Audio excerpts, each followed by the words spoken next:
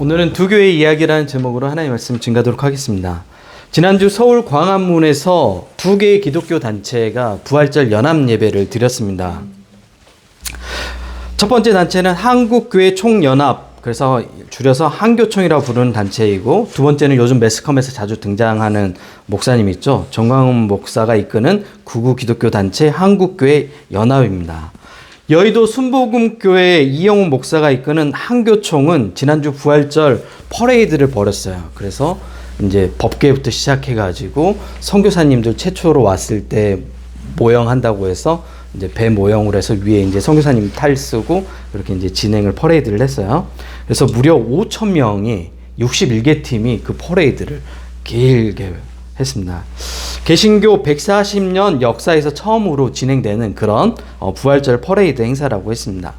정광 목사가 이끄는 한국교회 연합 역시 광화문에서 대형 스크린을 설치하고 대형 스피커 그리고 유튜브로 방송할 수 있는 여러 가지 장치를 하고 부활절 연합 예배를 드렸습니다.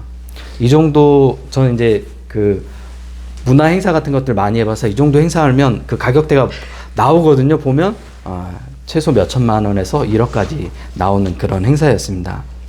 두 개의 큰 기독교 단체는 연합 행사를 통해 기독교의 힘을 보여주고 싶었던 것 같아요. 우리 기독교가 이렇게 커, 우리 기독교가 이렇게 힘이 세 라는 것을 보여주고 싶었던 것 같습니다. 한교총은 5,000명이 참여한 거대한 퍼레이드를 통해 한국교회의 역량이 이 정도야, 봤어? 우리는 이런 힘을 가지고 있어 를 보여주고 싶었습니다. 이런 과시하려는 마음이 그 근처에 깔려 있었던 그런 행사 같아서 보였습니다. 정광훈 목사를 지지하는 한국교회 연합도 마찬가지입니다. 정광훈 목사는 그 부끄러울 정도로 그 속내를 드러내는 사람이거든요. 그는 한국 정치에 기독교의 힘을 보여줘야 된다고 말하는 목회자 중에 한 사람입니다. 심지어 정치인들이 자기의 말을 들어야 바른 정치를 할 수 있다고 이야기한, 제 말이 아니에요. 오해하면 안 돼요. 그분이 그렇게 이야기한다고 이야기하는 거예요. 여러분, 이 두 단체가 보여준 한국교회의 힘을 어떻게 생각하나요? 정말 그게 한국교회의 힘일까요? 그렇게 보여주면 한국교회 너희들 너무 힘이 세고 대단한 존재야 라고 생각을 할까요? 교회는 세상에 무엇을 보여줘야 할까요? 여러분 어떻게 생각하세요?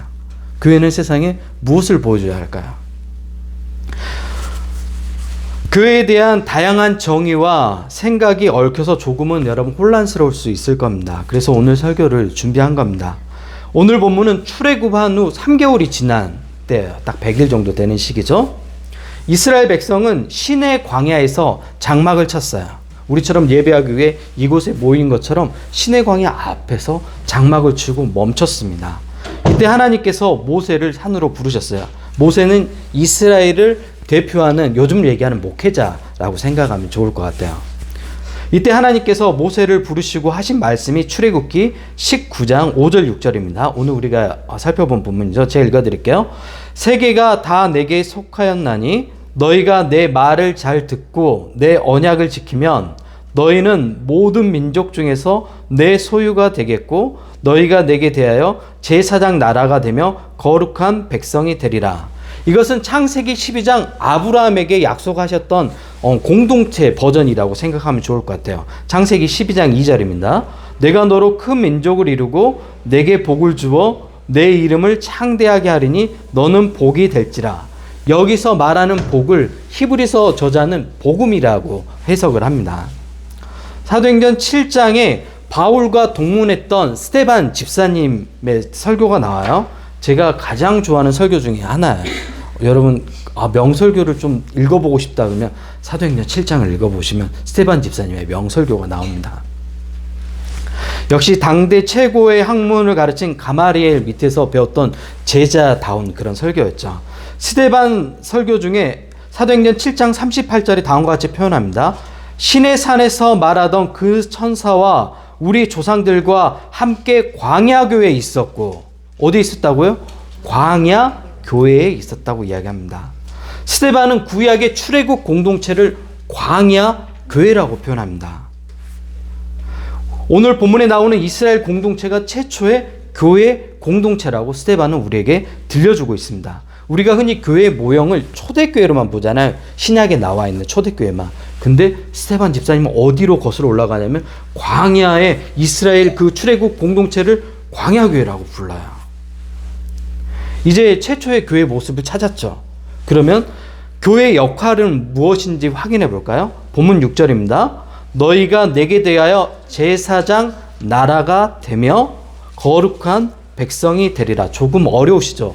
이 본문을 베드로가 조금 더 해석해서 우리에게 들려줍니다. 베드로전서 2장 9절입니다. 너희는 택하신 족속이요 왕 같은 제사장들이요 거룩한 나라요 그의 소유가 된 백성이니 이는 너희를 어두운 데서 불러내어 그의 기이한 빛에 들어가게 하신 이의 아름다운 덕을 선포하게 하려 하십니다. 우리를 어두운 데서 불러낸 이유 뭐라고요? 우리를 복음으로 예수 그리스도의 새로운 존재로 불러낸 이유가 뭐라고요? 아름다운 덕을 선포하게끔 하시겠다고 하는 거예요. 그럼 교회의 사명은 뭐죠? 이 아름다운 덕을 선포하는 게 교회의 사명입니다. 베드로는 우리에게 택하신 족속과 왕 같은 제사장들이라고 말합니다. 종교개혁자 루터는 이 개념을 통해 만인 제사장, 모든 사람이 하나님 앞에서 제사장이라고 선포했습니다. 왜냐하면 당시 중세에는 기도할 수 있는 사람은 누구만 기도했어요? 하나님께? 사제들만 기도할 수 있었어요. 여러분 감히 기도할 수가 없었어요. 근데 루터가 뭐라고 얘기하냐면 예수 그리스도 안에서 새로운 존재가 된 여러분 모두가 뭐라고요? 제사장이다. 만인이 제사장이다. 그래서 만인 제사장이라는 이 교리를 만들어서 누구나 하나님께 기도할 수 있게 된 거예요. 이제 더 이상 사제들을 통해서 기도할 필요가 없는 거예요. 근데 카톨릭에는 아직도 이런 모습들이 남아있죠. 죄를 고백하는 고해성사가 남아있잖아요. 사제를 통해서만 그 죄 고백을 할 수 있다고 아직도 생각하는 지점이 있어요. 제가 그걸 비판하고 싶은 게 아니라 여러분 모두가 제사장이라고 이야기하고 싶은 겁니다. 아름다운 덕은 그리스도의 복음을 말합니다. 이제 교회의 시작과 역할 우리 모두 다 알았죠. 처음 질문으로 다시 돌아가 볼게요. 서울 광야문에서 진행된 두 개의 기독교, 우리나라를 대표하는 두 개의 기독교 단체예요. 그 대형 교회들이 다 속해 있어요. 이 교회들이 보여주는 것은 아름다운 덕이었을까요? 여러분 어떻게 생각했어요? 5,000명이 여러분 우리 지금 다 두 교회 합쳐봤자 지금 20명이 안 되잖아요. 5,000명이 모여서 퍼레이드를 벌였대요. 그것도 굉장히 화려하게 깃발 흔들고 프레카드 그것만 만드는데 돈이 얼마겠어요. 우리 현수막 하나 못 걸었잖아요. 비싸서. 예. 만드는데 몇만 원 하잖아요. 근데 막 깃발을 휘날리면서 어때요? 그런 것을 봤을 때 사람들이 우와 기독교 대단하구나 라고 생각했을까요? 아니겠죠. 결국 이 단체가 거대한 행사를 통해 보여주고 싶었던 것들은 자신의 힘이 아닐까요? 인간들의 힘이 아닐까요? 사람들이 모여있는 그 힘을 보여주고 싶었던 건 아닐까요? 한국교회에 복음이 전해지고 교회가 성장했죠. 이 교회의 성장과 함께 하나님의 영광이 더 커진 것이 아니라 목회자들의 욕망이 커졌어요. 그리고 목회자들은 자신이 가진 그 욕망, 카리스마 있는 힘을 보여주기 위해서 더 성도들과 차별화를 하고 성도들을 섬기는 위치에 있는 게 아니라 성도들의 섬김을 받는 위치에 서려고 했죠. 그게 오늘날 한국교회를 망가뜨린 요인 중에 하나입니다. 교회는 그 힘을 보여주기 위해서 대형화했고 이 과정에서 성도들은 소모품으로 전락해버렸습니다. 그래서 요즘 교회 성도들한테 가장 많이 듣는 얘기 제가 무슨 얘기일까요? 너무 은혜 받았어요. 너무 감사해요. 이런 얘기일까요? 어떤 얘기를 가장 많이 들을까요? 나 상처받았어.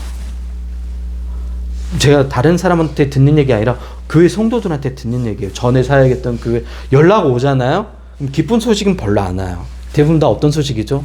상처받은 이야기를 이야기하는 거예요. 목사님 저 상처받았어요. 교회에서 상처받았다는 이야기들. 왜요? 내 소모품으로 여겨진대. 교회에서 정말 열심히 봉사했는데 아무도 나의 가치를 알아주지 않는데. 근데 나는 그냥 교회에서 소모품으로 계속 있는 것 같은 느낌이 든다고 이야기하는 거예요. 정광훈 목사를 지지하고 교회 신자들이 또 정광 목사님 많이 지지하고 있어요.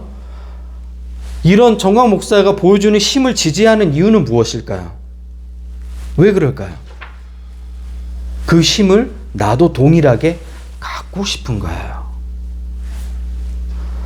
욕망이 서로 연결되어 있는 겁니다. 이러한 이야기들을 들으면 한국교회 소망이 없죠. 네, 기독교의 소망이 없는 것처럼 들리잖아요.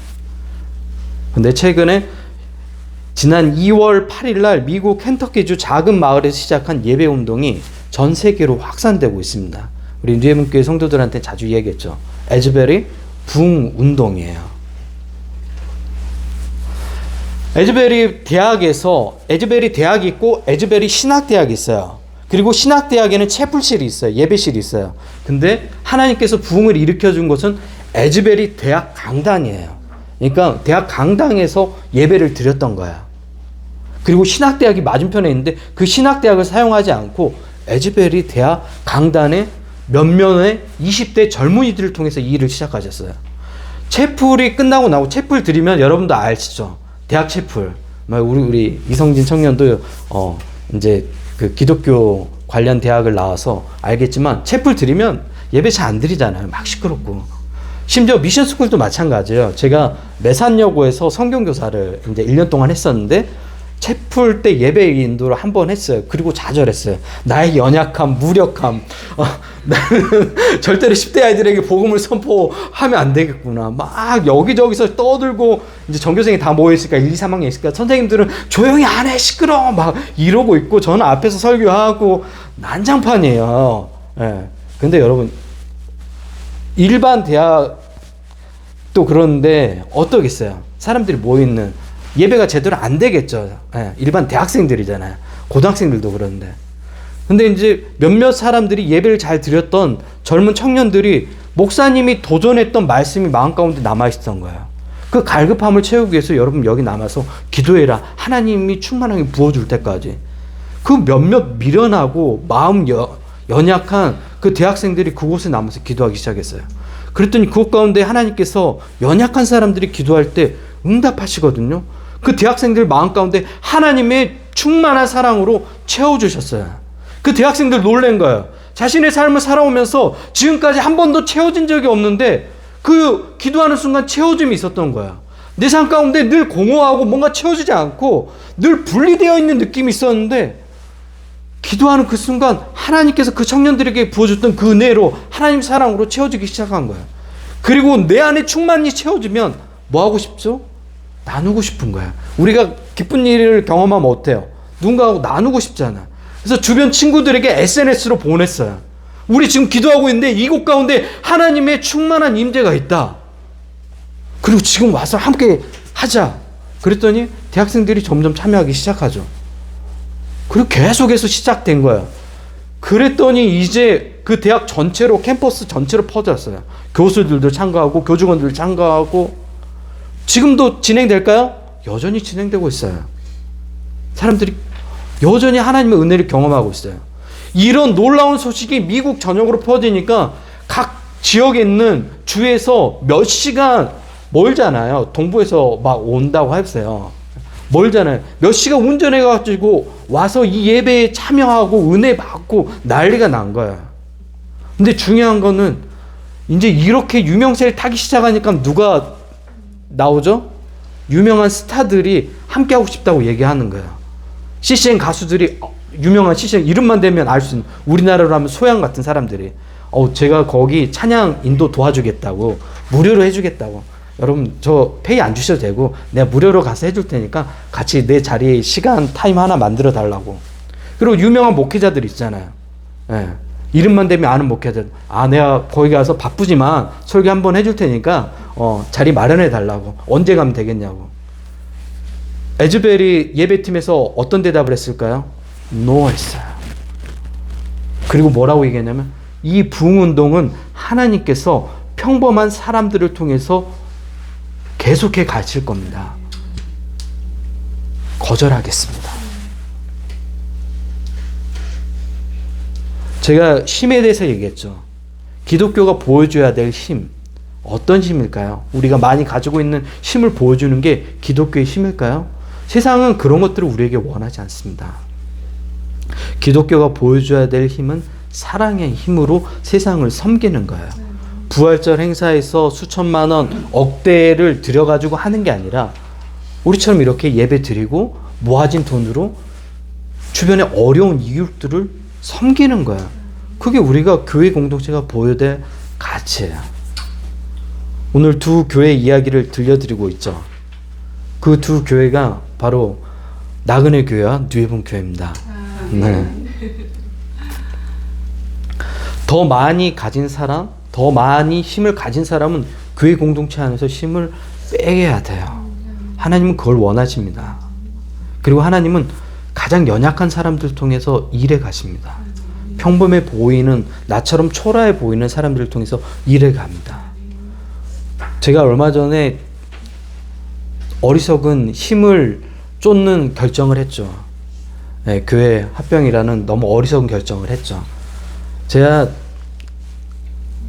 이제 고백도 여러분한테 했죠. 네. 우리 교회가 너무 연약하니까 조금 더 큰 교회에서 합병을 제의를 했어요. 그리고 저한테는 미래가 보장되는 안정적인 거죠. 우리보다 뭐 규모나 건물이나 뭐 훨씬 크죠. 합병이란 말도 어울리지 않아요, 사실은. 네. 근데 거기 갔을 때 우리가 더 행복해졌나요? 제가 합병을 철회한 이유는 단 하나 있어요. 우리가 4개월 동안 함께 했잖아요. 우리 성도들 얼굴 보는데 기쁨이 사라진 거야. 그리고 그 큰 교회 곳곳에서 눈치 보고 있는 거야. 너무 마음이 아픈 거야. 그럼 내가 이 성도들을 희생시키는 거 아닌가? 나의 미래의 보장을 위해서. 나는 조금 더 규모가 커지면 많은 일을 할 수 있을 거라고 생각해서 좀 더 빨리 갈 수 있을 거라고 생각해서 그런 결정을 했는데 부끄러웠어요. 아, 이건 아니구나. 이건 내 욕심이구나. 내가 힘을 쫓았던 거구나. 그래서 내려놨어요. 이해 못하죠. 그 목사님이랑 굉장히 친했거든요. 삐지셨어요, 저한테. 아니, 지금 왜 다시 개척하려고 하냐, 상가 가려고 하느냐. 미래가 보이지는데 상가교회 요즘 되지도 않는다. 왜 그런 어리석은 결정을 하느냐. 근데 제가 결정한 이유는 단 하나야. 하나님께서 원하신 일이 아니라는 확신이 들었기 때문에 그 결정을 한 거야. 그리고 다시 시작했죠. 우리가 나그네 교회 돼버렸죠. 우리 예배 처소도 없고, 네. 네. 우리 예배 처소도 없고, 우리 예배 장소 빌려가지고 언제 쫓겨나 날지 모르는 그런 마음을 갖고, 언제 연락 올지 모르는 그런 마음을 갖고. 강대상은 우리 집 아파트 베란다에 있고 지금.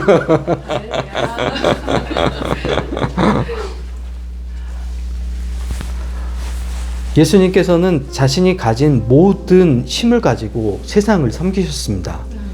십자가에서 자신의 모든 힘을 다 쏟으셨어요. 온 인류를 섬기셨어요.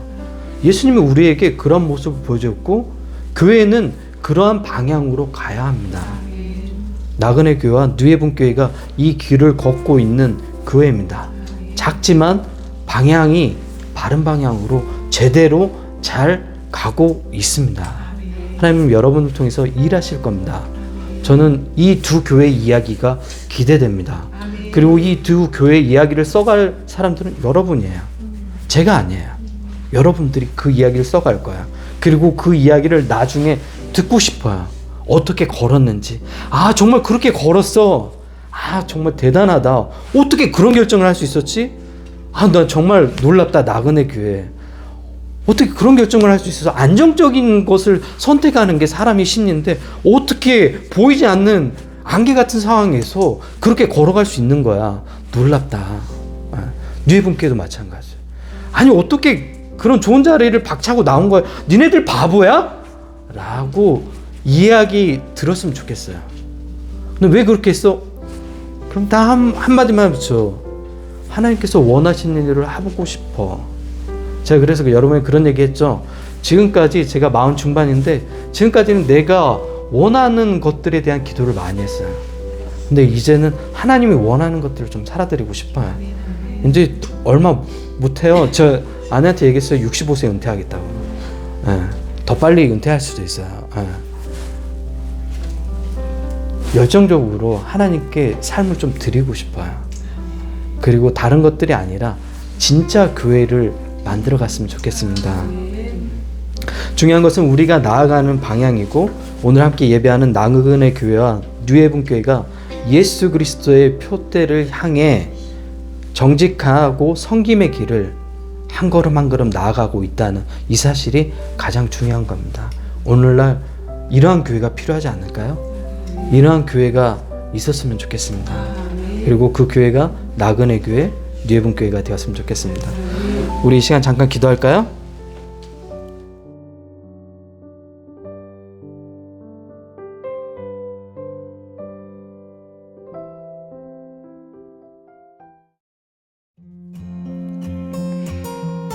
뉴헤븐 교회 성도 여러분, 한 주간 잘 지내셨나요? 4월 16일 부활절 두 번째 교회 소식입니다. 첫 번째 소식입니다. 오늘 예배는 김포 나그네 교회와 연합 예배로 드립니다. 예배 후 2분 순서로 봄 나들이를 갑니다. 장소는 강화도 동막해변입니다. 자세한 내용은 교회 단체 카톡방에서 확인해 주세요. 두 번째 소식입니다. 매월 첫째 주 예배 후 교회 운영위원회 모임이 있습니다. 교회 운영위원들은 꼭 참여해 주시길 바랍니다. 세 번째 소식입니다. 뉴헤븐 교회 예배 장소 안내입니다. 당분간 예배 처소가 구해질 때까지 신나는 점핑에서 예배를 드립니다. 새로운 예배 처소를 위해서 함께 기도해 주세요. 한 주도 하나님의 은혜와 평강이 뉴헤븐 교회 공동체 가운데 함께하길 소망합니다.